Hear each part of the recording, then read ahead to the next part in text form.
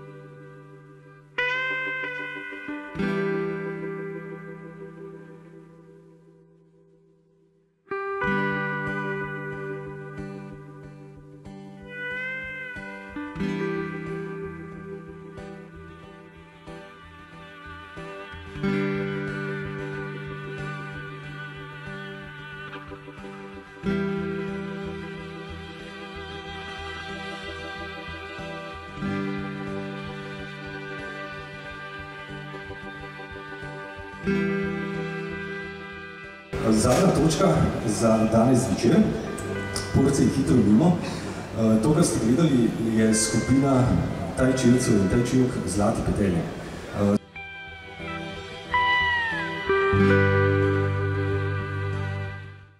Zdaj, mogoče v tem velja povedati, da je tajči mehka borilna veščina, kot ste slišali že na začetku. Prav posebej v tej formi je očitno, na kak način se izmenjujeta mehkoba tajčija,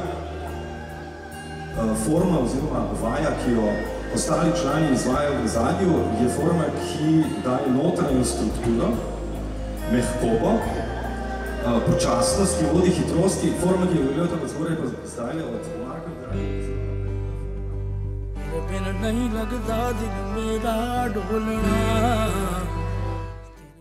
Pomembno pri tajčiju je ukorenjenost, kot se imenuje v nogah. Bodite pozorni, koliko pravzaprav se nizko dela v nogah. Stabilnost pri tajčiju izvira iz nog, moč se usmerja iz pasu in iz kolkov, trup in roke pa potem spravijo silo oziroma moč do točke, kjer želimo, da se nahaja.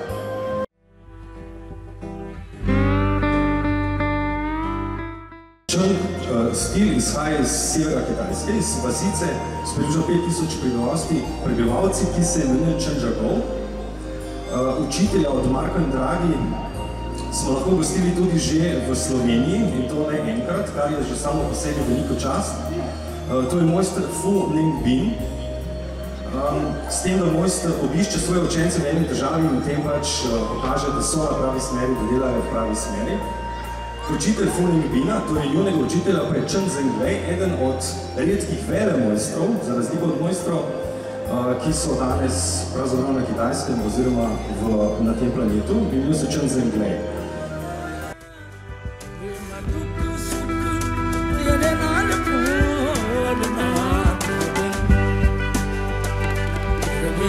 Lagda dil mera dol